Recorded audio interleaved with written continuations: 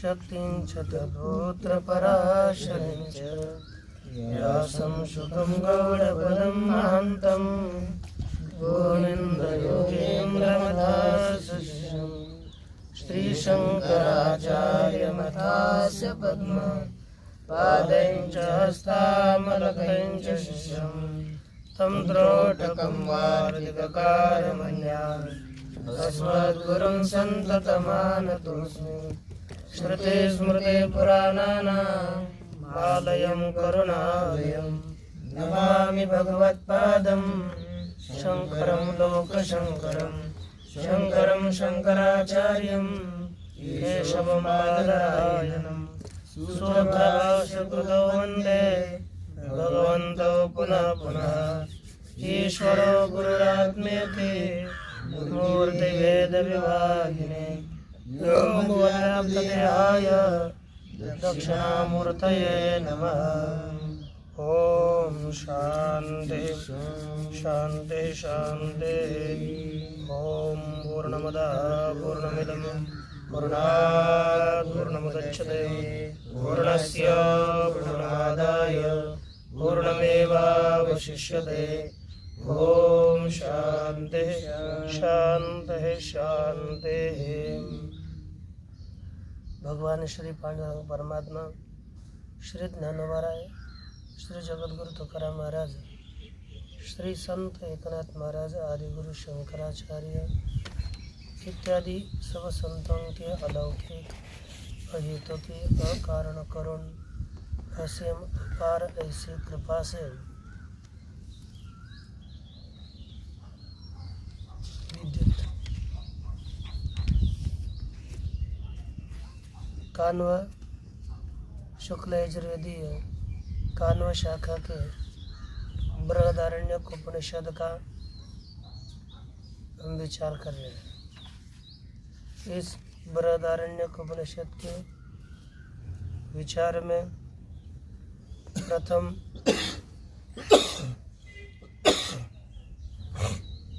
तृतीय अध्याय का जो प्रथम ब्राह्मण है अश्वल ब्राह्मण, इसमें अश्वल ने प्रश्न जो पूछे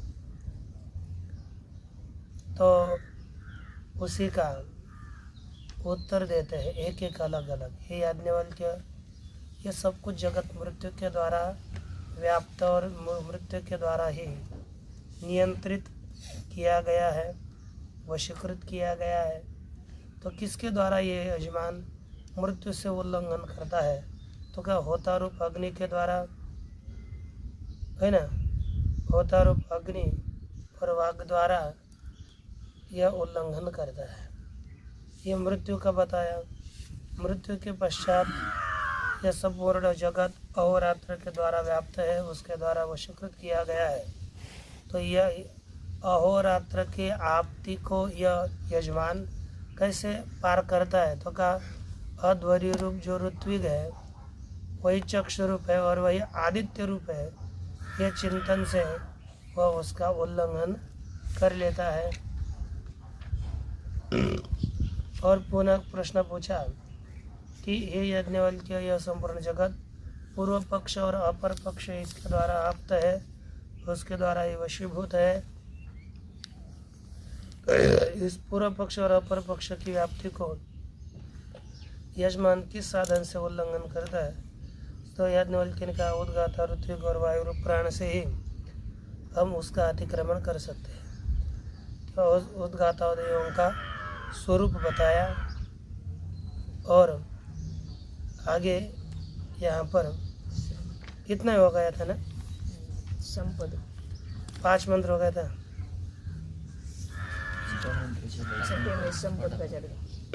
हाँ, इसके बाद कहा कि यज्ञवल्क्य को बताया जो यह अंतरिक्ष अनारंभणम इव अर्थात निरालंबसा है, किसके द्वारा यजमान इसके स्वर्ग को प्राप्त कर लेता है? तो का ब्रह्म रूप जो ऋत्विक है, मन ऐसा चंद्र वही चंद्र है इत्यादि चिंतन के द्वारा ही वह उसे प्राप्त कर लेता है। तो यहाँ पर तदिदम मन सोसौ चंद्र, यह मन ही चंद्र है, वही ब्रह्म है, वही मुक्ति है, वही अति मुक्ति है, वह अति मोक्षा अथ संपद। संपद कैसे है? अति मोक्ष यही संपद है, ये बताए। अब यहाँ पर संपत्ति क्या चीज है उसका विचार आरंभ कर चुके थे। अथ संपद अधुना संपद उच्यन्ते। अब जो संपत्तियां है उसका प्रतिपादन किया जाता है। देख लीजिए, कायम संपत् नाम इति पृच्छति। ये संपत् क्या चीज है उसके विषय में प्रश्न पूछते हैं। उत्तरमाह संपत् नाम केनचित् सामान्येन अग्निहोत्रादिना कर्मणां फलवतां तत्फलाय संपादनं संपत् फलस्यैव वा सर्वोत्साहेन फलसाधनानुष्ठाने प्रयततां केनचित् वैगुण्येन असंभव। कहा संपद किसे कहते हैं?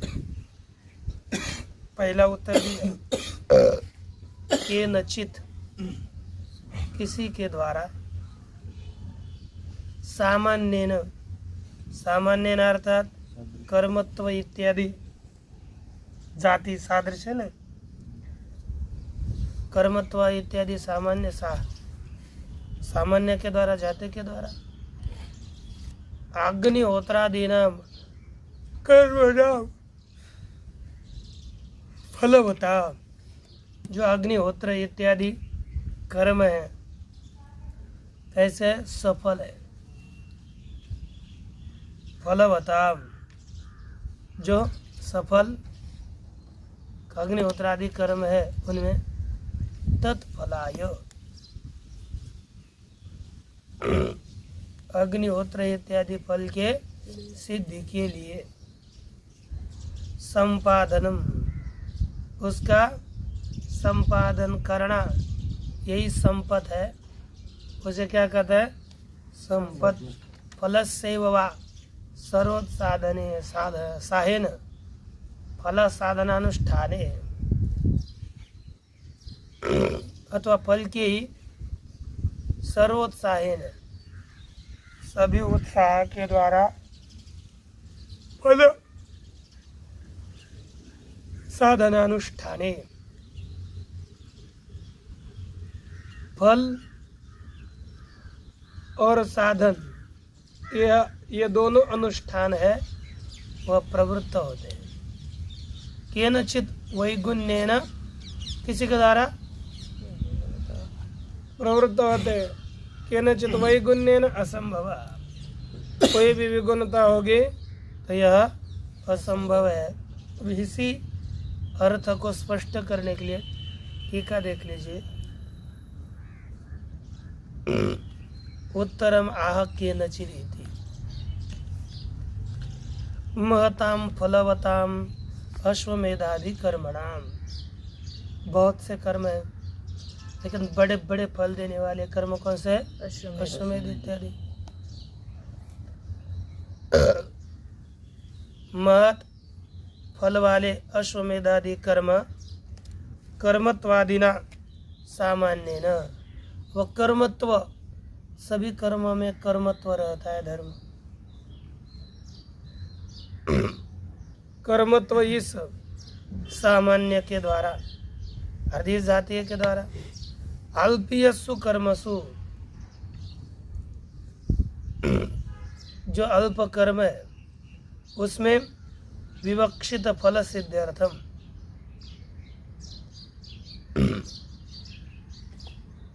जैसे कब क्या होता है ना, छोटे से भी बड़ा फल मिले छोटे साधन से, इसलिए संपत्ति कर्म बताया जाता है। जैसे क्या करेंगे, छोटे कर्म में भी यही बड़ा कर्म है ऐसा मानते चले तो हमको बड़ा फल मिलेगा। अल्प कर्म में बड़े विशाल कर्म की संपत्ति बताना, ये कौन सा कौन है? इसे संपत्ति कहते हैं। ठीक है ना। अश्वमेधादि कर्मणाम कर्मत्वादि दोनों में साम्य क्या है? ये तो क्या है? कर्मत्व। बड़ा ही कर्म है, छोटा ही कर्म है, इसलिए विशाल कर्मत्व की जो छोटा कर्म है उसमें क्या किया जाती है? संपत्ति की जाती है। जैसे वाघ वही ब्रह्म, वाणी ब्रह्म नहीं है, लेकिन वाणी को ब्रह्म समझ करके वाणी से ही बड़े फल को प्राप्त करते हैं। यथा दृष्टांत देते हैं, यथा अग्निहोत्रादि निर्वर्त नेन अश्वमेधादि मया निर्वर्तते इति ध्यानम संपदित। जैसे हम अग्निहोत्र से छोटा कर्म करेंगे तो अग्निहोत्र करने मात्र से हम अश्वमेध कर्म करते हैं, यह ध्यान इसे संपद कहते है कि नहीं? अथवा फलस्यैव देवलोकादे उज्ज्वलतादि सामान्येन आज्याद्याहुतिषु साधनम संपदिति। अथवा संपद किसे कहेंगे? फल कौन हो गया? देवलोक। उस देवलोक में कौन सा धर्म है? उज्ज्वलत्व, प्रकाशत्व इत्यादि धर्म। उसी तरह अज गृत हवन इत्यादि आहुतियों में भी वही है। इस तरह का संपादन करना ही संपद है, यह बताते हैं। फल से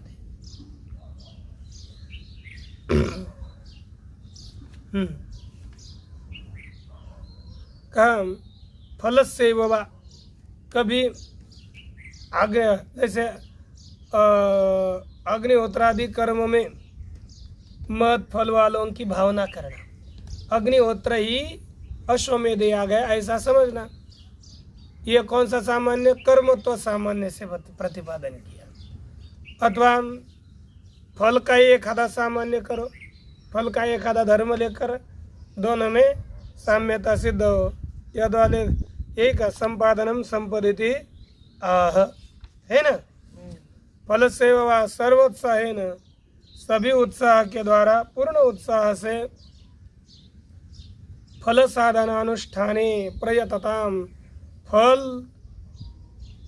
साधन के अनुष्ठान में मनुष्य ने प्रयत्न करना, पर प्रवृत्त होना चाहिए। केनचित वैगुण्येन असंभव,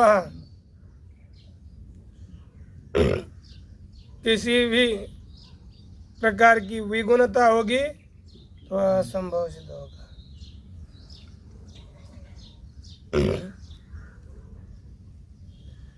तद इदानीम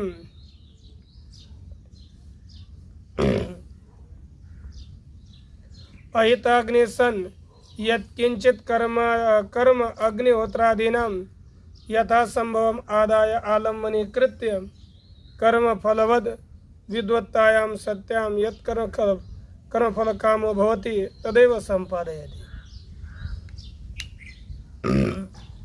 कोई भी अहिताग्नि अर्थात जानते हो? जब अग्निहोत्री अर्थात इसने अग्नि का हवन किया है, अग्नि धारण की है, ऐसा अहिताग्नि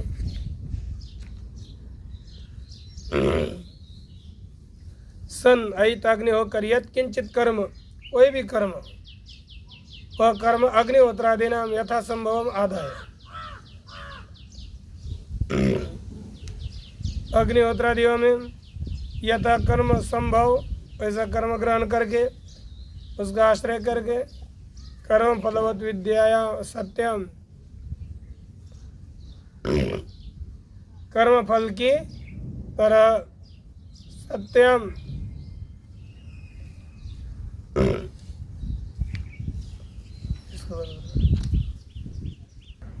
कहते कि संपद अनुष्ठानावसरम आदर्शयति, संपद के सब संपत्ति के अनुष्ठान का अवसर यहाँ पर दिखाते हैं कि सब उत्साह से फल अनुष्ठान में मनुष्य को प्रयत्न करना चाहिए इत्यादि से। अब आगे पुनः कथन किया कि तद इदानीम अहिताग्नि ही, वह जो यथा अवसर में अहिताग्नि मनुष्य होकर किंचित कर्म अग्निहोत्रादीनाम यथा संभवम आदाय, अग्निहोत्र इत्यादियों के बीच में थोड़ा सा कर्म लेकर के आलंबनी कृत्य, उसे कोई आलंबन बना करके, आश्रय बना करके, फलवत कर्म फल विद्वत्तायाम सत्याम, कर्म फल को की विद्वत्ता अर्थात कर्म फल को जानने पर यत कर्म फल कामो भवति, जो कर्म फल की कामना करने वाला होता है, तदेव संपादयति, उसी को ही संपादन करता है। अन्यथा जिसकी कामना करेगा उसी को प्राप्त कर लेगा। अन्यथा राजाश्वयाश्वमेध पुरुषम मेध सर्वमेध लक्षणानाम अधिकृतानाम त्रैवर्णिकानाम अपि असंभवः तेषां तत्पाठः स्वाध्यायार्थ एव केवलः स्यात्। इसलिए कहते अन्यथा, नहीं तो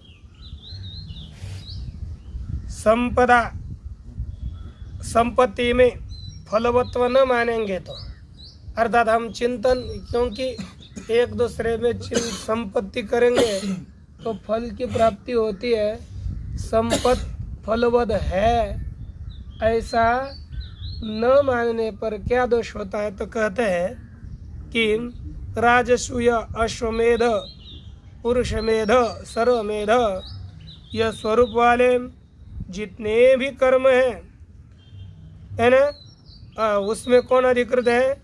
अधिक त्रैवर्णिकानाम अधिकृतानाम, जो अधिकारी त्रैवर्णिक है उनको भी उससे फल का असंभव हो जाएगा।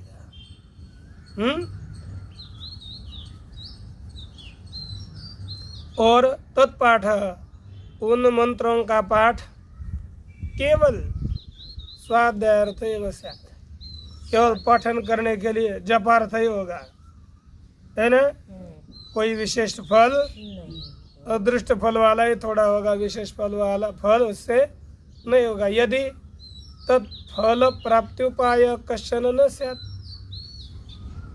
यदि राजस्वयादि कर्म फल के प्राप्ति का उपाय कोई वह न होता तो केवल वह पाठ मात्र हो जाता, उससे अन्य कोई फल नहीं हो सका। यहाँ पर टीका में देखिए, विहिताध्ययनस्य अनुष्ठान अर्थात ज्ञानानुष्ठानादि परंपराया फलवत्वम इष्टम। विहित जो अध्ययन है, बताया गया अध्ययन, वह अर्थ ज्ञानानुष्ठानादि परंपरा से सफल है, ये इष्ट है हमको।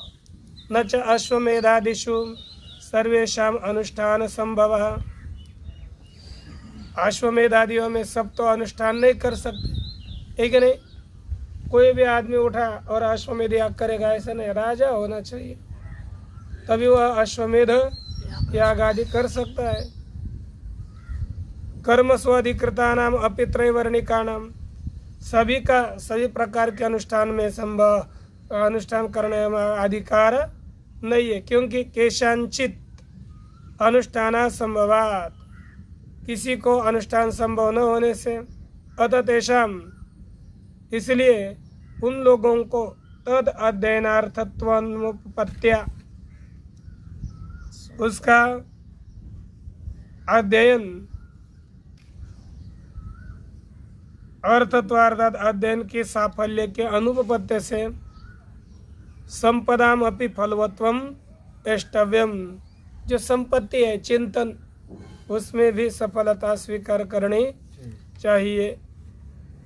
यदि तत्फल प्राप्ति उपाय कश्चन न स्यात्, उस फल के प्राप्ति का उपाय कोई न होता तो तस्मात् तेषाम, तस्मात् अर्थात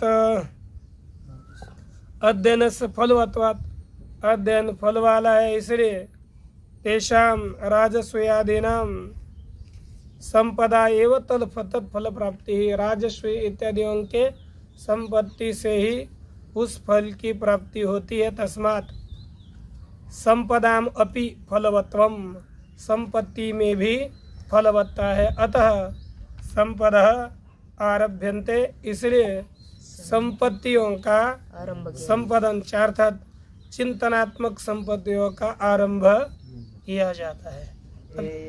याज्ञवल्क्येति होवाच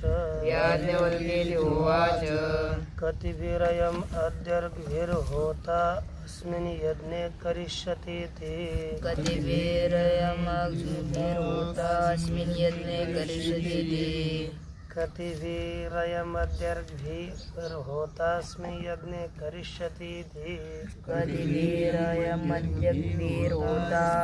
यज्ञे करिष्यतीति।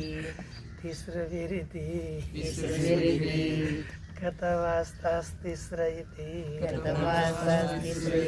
पुरोणवाक्या च याज्ञा च षष्ठैव तृतीया किं ताभिर्जयतीति। यत्किञ्चेदं प्राणभृदिति।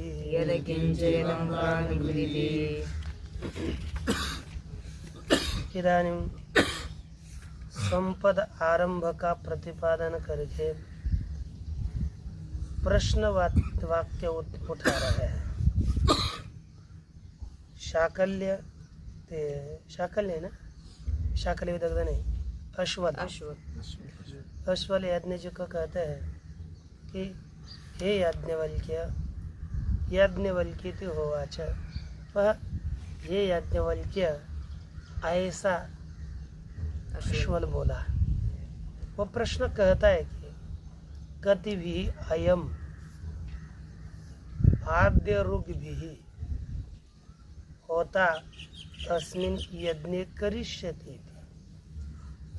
होता अयम होता अद्य कति भी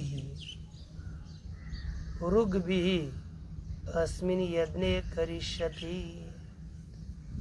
हे याज्ञवल्क्य, ऐसा अश्वल ने कहा कि आज है ना, होता अयम होता, यह होता जो होता यज्ञ करने वाला है, वह कति भी रुग भी यज्ञ करिष्यति, कितनी रुचाओं के द्वारा यज्ञ में करेगा। क्या करेगा? शंसनम करिष्यति। यज्ञ में शंसन कितनी रुचाओं के द्वारा यह होता करेगा, बताओ आप। तो याज्ञवल्क्य जी ने उत्तर दिया, तीसरु भी, 3 रुचाओं के द्वारा वह होता यज्ञ में शंसन करेगा। प्रश्न होता कथमाहता तीसरे थी, वे 3 रुचाएं कौन सी है? तो याज्ञवल्क्य ने उत्तर दिया पुनः, पुरोणवाक्या च याज्ञा च षष्ठैव तृतीया। 3 है, एक पुरोण वाक्या, दूसरी याज्ञा और तीसरी शस्य। इस तरह 3 प्रकार की रुचाएं हैं। किम ताभि, पुनः प्रश्न किया, नाम दिए, क्योंकि किम ताभिर्जयति इति, उन्हीं रुचाओं के द्वारा यह किसे जीत लेता है? उत्तर दिया, यत्किंचेदम प्राणभृत इति, यह जो कुछ भी प्राणभृत है, प्राणधारी है, वह सब कुछ जीत लेते हैं।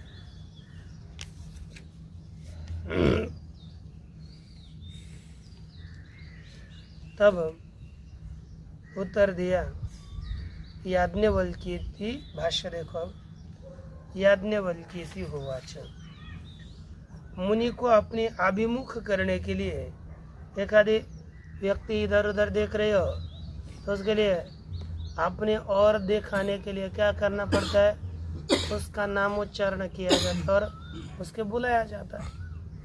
उसको अभिमुख करने के लिए कहा, हे याज्ञवल्क्य, ऐसा कहा अभिमुख करने के लिए। कति भी रयम रुग आद्य रुग भी होता अस्मिन यज्ञ, ये मूल है, प्रतीक है।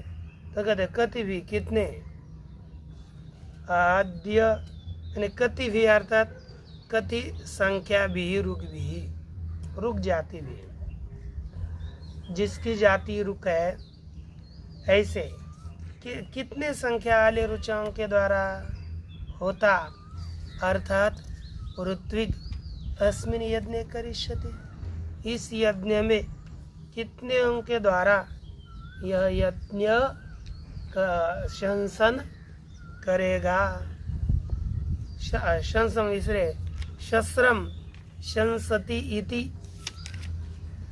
है ना, शस्त्र स्तवनम करोति, किन के द्वारा, कितने के द्वारा स्तवन करेगा। तो इतरह आह, आह इतरह अर्थात याज्ञवल्क्य। यहाँ पर प्रश्न पूछने वाला है कौन, प्रश्न पूछता है अश्वल। अश्वल ने प्रश्न पूछा और उसका उत्तर याज्ञवल्क्य ने दिया, क्योंकि कितने के द्वारा, किसके द्वारा यह प्राप्त करेगा। तो कहते हैं कि इतरा आह, तीसरु भी, रुक जाति भी, जो तीन रुक जाति वाले हैं, तीनों कौन कौन, तो आप कहते हैं कि तीन रुक जाति वाले हैं, उनके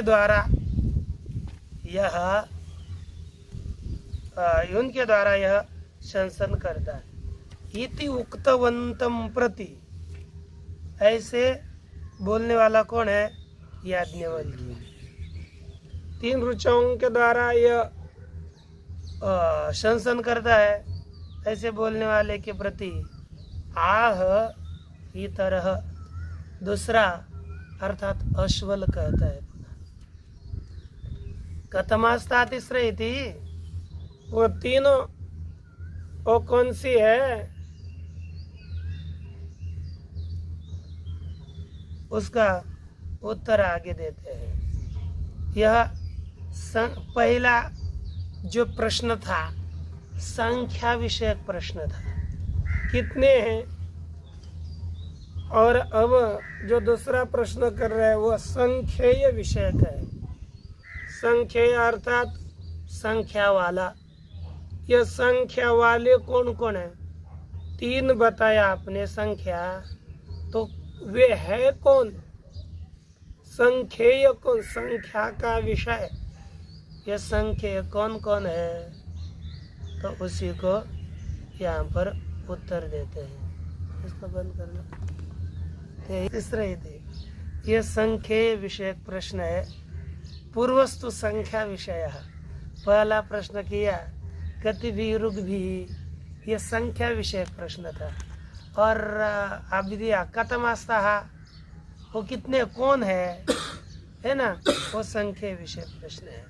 तो उत्तर देते हैं याज्ञवल्क्य जी, पूर्व वाक्याच है ना, यह पूर्व वाक्य प्राक याग कालाद्यः प्रयुज्यन्ते, जो याग कालात याह प्राक प्रयुज्यन्ते, जिनका याग काल से, पुस्तक में ध्यान देना, वे नाटक कर दे, याग काल से है ना पहले जिनका प्रयोग किया जाता है उन्हें क्या कहता है, याग कालाद्य। अरे याग काल से पूर्व याग कालाद्या नहीं, याग कालात पंचमी है और यह प्रथमा बहुवचन है। तो याग काल से याह पूर्वम प्रयुज्यन्ते, या काल से जो पूर्व में प्रयोग किया जाते हैं उन्हें पूर्व वाक्य कहते हैं, पूर्वानुवाक्य कहते हैं। ये बोलते याग काल अध्ययन कहते हैं।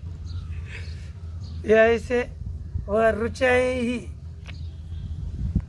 है ना, रुचा सर्ग जाति ही वह रुक जाति, जिन ऋचाओं का याग काल से पूर्व में याग होने से पहले प्रयोग किया जाता है उन रुक जातियों को क्या कहते हैं? पूर्वानुवाक्या इति उच्यते, उसे ही पूर्वानुवाक्या कहा जाता है। एक हो गया। अब याज्ञा किसे कहते हैं? तो याज्ञा का कथन करते हैं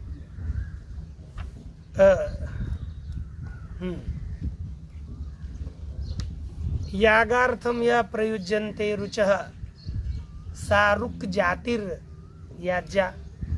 यागार्थम, यागार्थम अर्थात याग के लिए जिस रुक जातियों का प्रयोग किया जाता है वह रुक जाति याज्ञा है।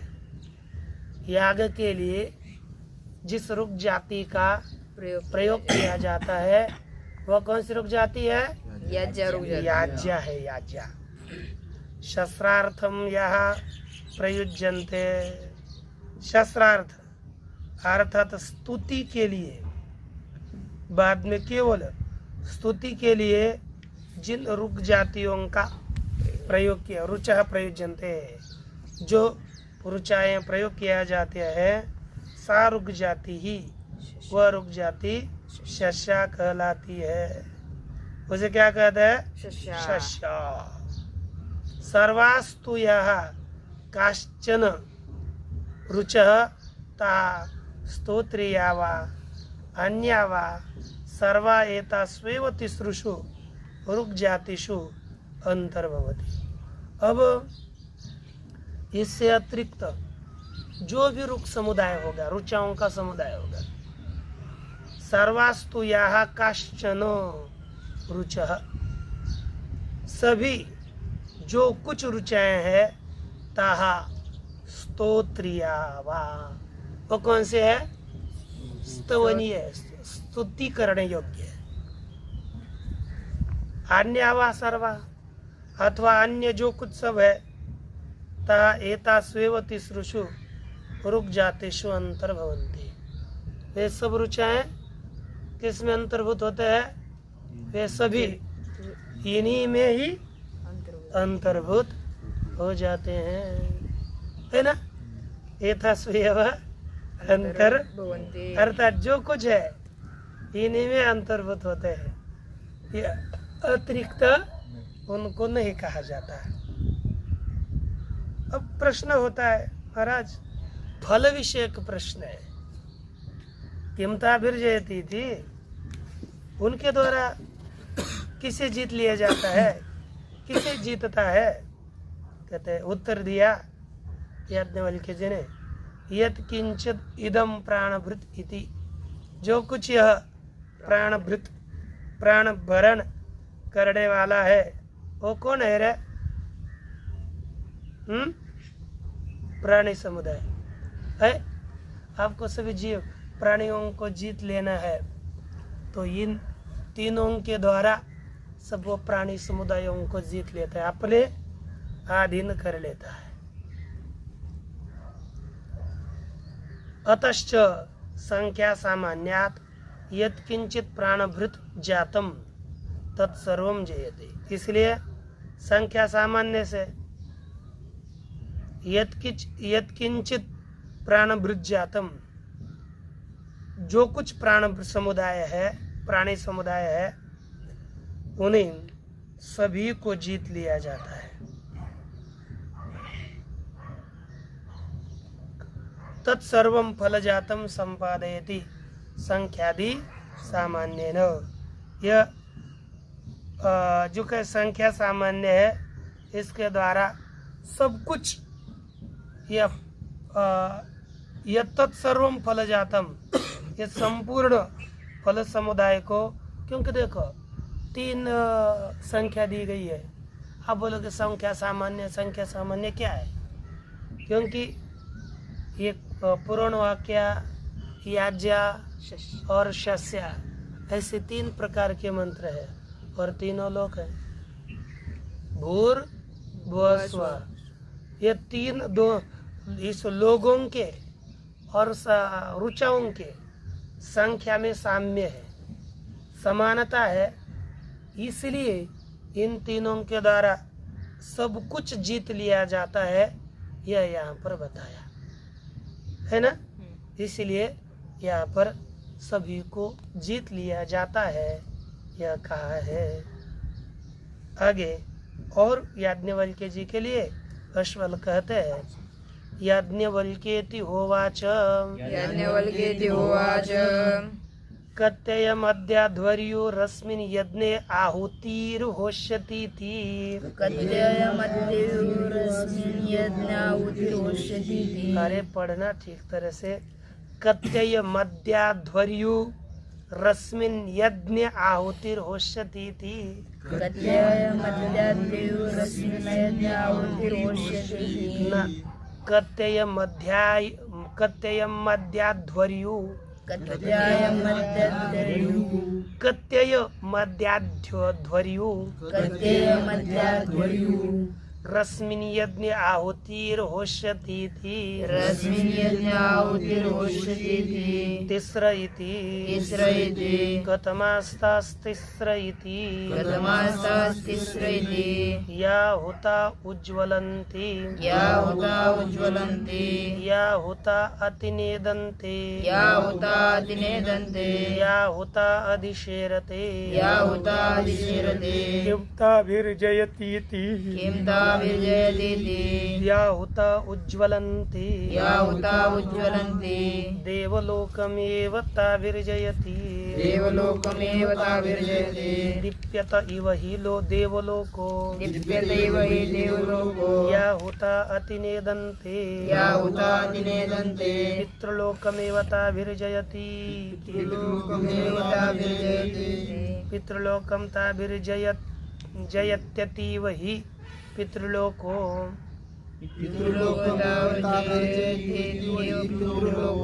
या हुता अधिशेरते या हुता अधिशेरते मनुष्यलोकम एव ताभिर्जयति मनुष्यलोकमेव ताभिर्जयति अदैव हि मनुष्यलोकः आदैव हि मनुष्यलोकः।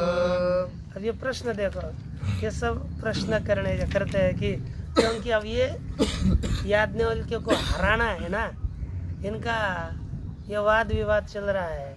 अश्वल पूछता है किस लिए यज्ञ को हराना है, और ये अरे 1000 गौ लेके जा रहे हैं, 10,000 गौ को लेके जा रहा है, और एक गौ के सींग में 5-5 करके एक सींग में 10 पाद एक गौ के सींगों में लगाए हुए है। और ऐसे तरणी गायें हैं जो कि तुरंत ये दूध देने वाली, ऐसे नचिकेता के इसमें पिताजी दे रहे थे, ऐसी गाय नहीं थी। तो अकेले अपने को ब्रह्मज्ञानी समझ कर लेके जा रहा है, तो आ गया ना क्रोध। तो इसलिए पूछ रहे। अंतिम में देखो, नवम ब्राह्मण में ऐसा होता है तो विदग्ध शाकल इतना प्रश्न पूछता है, याज्ञवल्क्य थक जाते हैं और याज्ञवल्क्य के बाद में एक स्वयं प्रश्न कर लेते हैं। तो ये मुझे इस प्रश्न का उत्तर दे दे, नहीं तो तेरा सिर गिर जाएगा। वो डर जाता है, प्रश्न का उत्तर नहीं देता, सिर गिर जाता है, मर जाता है। इतने यहाँ तक इसकी ये सभा में, ये सब सभा इतने तक चली गई है। ये ऐसी नहीं, गार्गी आकर प्रश्न पूछेगी इनको, गार्गी 2 बार, और गार्गी ने अंतिम में कहा कि अब इसके बाद आप प्रश्न मत पूछो। मैं एक प्रश्न सब ब्राह्मणों को पूछा कि मैं इनको एक प्रश्न पूछूंगी, और यदि इस प्रश्न के इन्होंने उत्तर दिया, समझ लो कि याज्ञवल्क्य को कोई हरा नहीं पाएगा। इसके बाद कोई प्रश्न मत पूछिए। लेकिन विदग्ध शाकल्य ने प्रश्न पूछा और बाद में उसको उसका फल मिला भी। और आगे देखते हैं। याज्ञवल्क्येति होवाच, किन्होंने कहा हे याज्ञवल्क्य, ऐसा अश्वल ने कहा। कति अयम अध्वर्यो अद्य कति अस्मिन् अस्मिन् यज्ञे कति आहुतिर्होष्यति इति। हे याज्ञवल्क्य, आज इस यज्ञ में कितनी आहुतियों का हवन करोगे? होष्यति, है ना? आज इतना ही प्रश्न पूछा। आज आध्वर्यु इस यज्ञ में कितनी आहुतियों का हवन करेगा? तो याज्ञवल्क्य कहा तीसरे ही थी, अरे 3 आहुतियों का हवन करेगा। याज्ञवल्क्य ने सीधा उत्तर दिया, संख्या विषयक प्रश्न था। तो फिर प्रश्न पूछते, अरे वो आहुतियाँ कौन सी है? कथमास्ता तीसरी थी, वह आहुतियाँ कथमा, वह 3 आहुतियाँ कौन सी है? तो याज्ञवल्क्य उत्तर देते हैं, सुनो, या होता उज्ज्वलंती 1, या होता अतिनेदंते 2, या होता आदिशेरते 3। अब देख, पहला दिया कि जिसका हवन करने पर जो होता हवन करने की गई उज्ज्वलंती, उज्ज्वलंती अर्थात प्रज्वलित होती है ना? या होता, और जिनका हवन करने पर अतिशय तड़ तड़ तड़ तड़ तड़ तड़ शब्द करती है। जैसे घी की आहुति करेंगे ना, तो सीधा ऊपर आग की लपटें निकलेंगी। यदि और कुछ समिधा तिल वगैरह है, उनका आहुति करेंगे, तिल फटती है, तड़ तड़ करती है। अच्छा, और ये तीसरी कौन सी है? या होता जिसका का हवन करने पर अतिशीरते, ये सब पृथ्वी पर जाकर लीन हो जाती है। इस तरह से 3 प्रकार की आहुतियाँ हैं। तो उन्हीं आहुतियों, और अब ये प्रश्न किया 3 आहुतियाँ करते, पुनः प्रश्न करते कि महाराज ताबिर किम ताबिर जीती थी, इन 3 आहुतियों के द्वारा किसे जीत लेता है अध्वर्यो? उत्तर देते हैं, पहला जो या होता उज्ज्वलंती, पहली आहुति है ना, प्रत्येक आहुति का फल अलग है। या होता जिसका हवन करने पर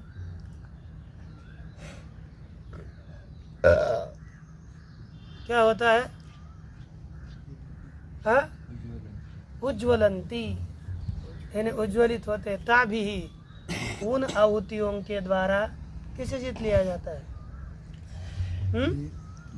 उसके द्वारा कहते हैं देवलोकम, है ना? प्रथम आहुतियों के द्वारा देवलोक की प्राप्ति होती है। देवलोकम ताभिर जयति दीप्यते वही देवलोक, क्योंकि ये आहुतियाँ भी उज्ज्वलित प्रकाशित होती है और देवलोक भी दीपित प्रकाशित होता है। इसलिए इन आहुतियों के द्वारा देवलोक को ही जीत लेता है, क्योंकि दीप्यत वही देवलोक, देवलोक प्रकाशित जैसे प्रकाशित होता हुआ सही है। या होता, दूसरा उत्तर देते हैं, दूसरी जो आहुतियाँ हैं, या होता अतिनिदंते, जो हवन की गई आहुतियाँ अतिनिदंते शब्द करती है, ताभी ही उन आहुतियों के द्वारा पितृलोकमेवता विरजयति, उन आहुतियों के द्वारा पितृलोक को ही जीत लेता है। क्यों? कहते हैं अतीव ही पितृलोको, क्योंकि ये पितृलोक अतिशय है, ये पितृलोक अतिशय की तरह है। ऐसे ही आहुतियाँ अतिनिदंत है ना, अतिशय ध्वनि, तो ये पितृलोक भी अतिशय की तरह है। इसलिए उन आहुतियों के द्वारा पितृलोक को ही जीत लिया जाता है। या होता अधिशेरते, जो हवन करने पर पृथ्वी पर लीन हो जाती है, ऐसी जो आहुतियाँ हैं, उन आहुतियों के द्वारा मनुष्य लोकमेव जयताभिर्जयति थी, मनुष्य लोकों को ही मनुष्य जीत लेता है, अर्थात पुनः मनुष्य लोक में ही जन्म को प्राप्त कर लेता है। उसे मनुष्य लोक की ही प्राप्ति हो जाती है। क्योंकि यह जैसे यह आहुति नीचे रहती है और उसी तरह मनुष्य लोग भी तो नीचे ही है, इसलिए उसके द्वारा मनुष्य लोक ही जीत लिया जाता है। आदय वही मनुष्य लोक। अब देखिए भाष्य। याज्ञवल्क्येति होवाच पूर्ववत् कति अयम आद्य आध्वर्यो अस्मिन् यज्ञे आहुतिरोषतीति। आज अध्वर्यो इस यज्ञ में कितने आहुतियों का हवन करेगा?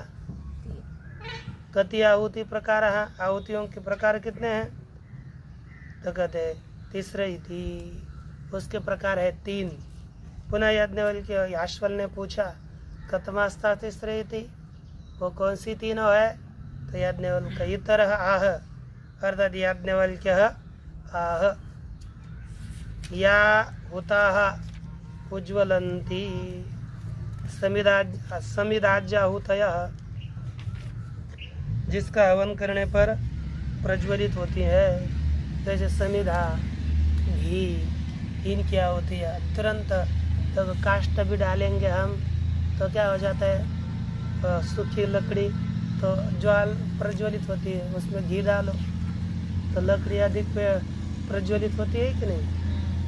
ऐसे पहली आहुतियाँ हैं। दूसरी या होता आती निदंते, अच्छा जिसका हवन करने पर अतिशय शब्द करती है, जैसे मांसाद्य आहुति, मांस की आहुति करेंगे तो बहुत पता नहीं कैसे यहाँ पर लिखते हैं, ध्वनि करते हैं। यह होता अधिशेरते है ना, जिसका हवन करने पर अधः गत्वा भूमिरधः शेरत है, नीचे जाकर भूमि के नीचे सोती है, पड़ती रहती है। जैसे हमने आहुति करी, क्या तो दूध की आहुति करी, सोमरस की आहुति करी, तो ऊपर नहीं रहती ना, कुंड में जाकर नीचे पड़े, गिर जाएगी, नीचे सीधा जाएगी। तो कहते किमता बिरजयति यदि, उनके द्वारा किसे जीत लेता है? ताभिर एवं निवर्तिता भी आहुति भी किम जयती थी, वो संपन्न की आहुतियों के द्वारा किस फल को यह आहुतियाँ जीत लेती है, किस फल को प्राप्त करवाती है? तो कहते या आहुतया होता उज्ज्वलंती, जो हवन की गई आहुतियाँ उज्ज्वलन युक्ता भवंती, है ना, जो आहुतियाँ उज्ज्वलन युक्त होती है। आहुतयो निवर्तिता, है ना, जिन आहुतियों को संपन्न किया तो उज्ज्वलन युक्त होती है, वह आहुतियाँ फलम च ताबिन देवलोकम जयती थी देते हैं ना, क्योंकि फलम च देवलोकाख्यम उज्ज्वलम एव, फल कौन सा है? देवलोक रूपी फल उज्ज्वलित है, प्रकाशित है। तेना, इस साम्यता से दोनों की उज्ज्वलता रूप देवलोक और आहुतियाँ, इन दोनों में साम्यता है। इस साम्यता होने से या मया एता उज्ज्वलन्ते आहुत तयः निवर्तमानाः, जो मेरे द्वारा प्रकाशमान आहुतियाँ निर्वर्तमान है, निष्पन्न किया जाने वाली है, ता एताः साक्षात देवलोकस्य कर्म फल स्वरूपम, वे आहुतियाँ साक्षात देवलोक के कर्म फल का ही रूप है। देवलोकाख्यम फलम एव मया निवर्तते इति, देवलोक रूपी फल को ही मेरे द्वारा निष्पत्ति निवर्तते, अर्थात इति एवं संपादयति, निष्पन्न किया जाता है। इस तरह समझ करके साधक उसी आहुतियों को निष्पन्न करता है। या हुताति निदंते, जिस आहुतियों का हवन करने पर आहुतियाँ क्या कहती है? आहुतियाँ ध्वनिम कुर्वन्ति, उन आहुतियों के द्वारा पितृलोकमेव ताभिर्जयति, उनके द्वारा पितृलोक को ही जीत लेता है। कुत्सित शब्द कर्तृत्व सामान्य है। यहाँ पर देखो मांस आदि आहुतियाँ करेंगे, फट फट फट फट फटेगा, कुछ ना कुछ होगा, ध्वनि करेंगे। कुत्सित शब्द वहाँ पर भी होता है और पितृलोक में भी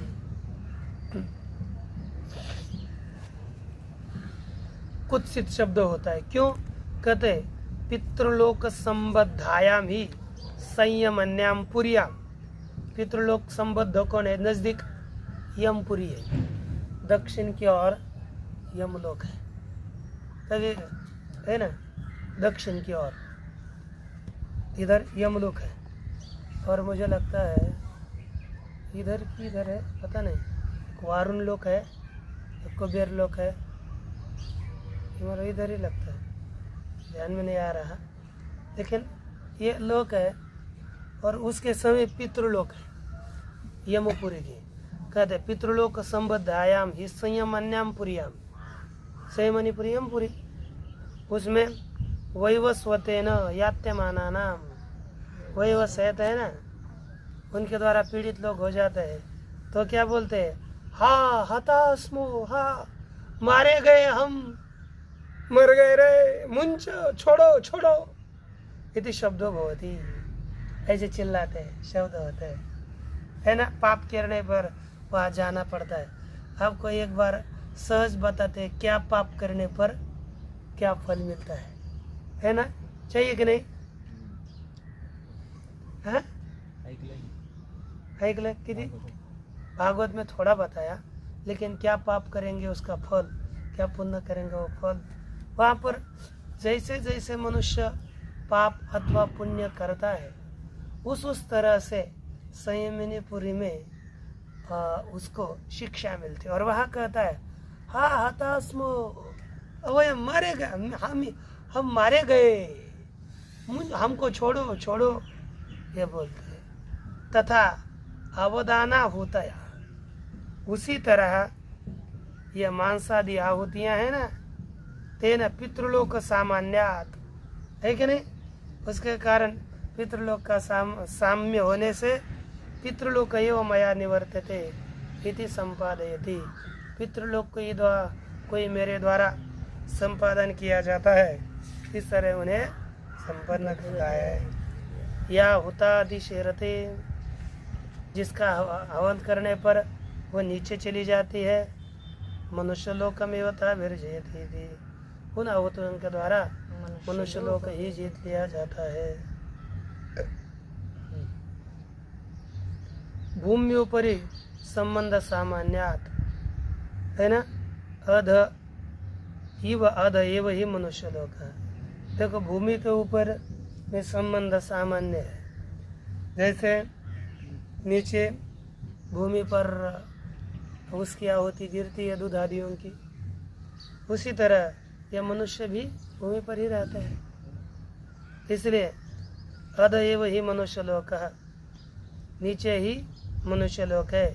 ऊपरी तनान साध्यान लोकान अपेक्षा, जो ऊपर के लोग है ना, उन लोगों की अपेक्षा से उन साध्य लोगों की अपेक्षा से यह पृथ्वीलोक भूलोक नीचे ही है ना, उन लोगों की अपेक्षा से, अथवा अधोगमनम अपेक्षातः, है ना, अधोगमन की अपेक्षा से, अतः मनुष्य लोक एवं मया निवर्तते, मनुष्य लोक ही मेरे द्वारा संपादन किया जाता है। इति एव संपादयति, इस तरह से ही उस कर्म को संपन्न करता है। पय सोमाहुति निवर्तन काले, जब हम पयाहुति और सोमाहुति को संपन्न करते हैं उस काल में यह मनुष्य लोक ही संपन्न करता है, यह अर्थ हो जाता है। बाकी बाद में विषय देखेंगे। ओम पूर्णमदः पूर्णमिदं पूर्णात् पूर्णमुदच्यते पूर्णस्य पूर्णमादाय पूर्णमेवावशिष्यते। ओम शांति शांति। शांति।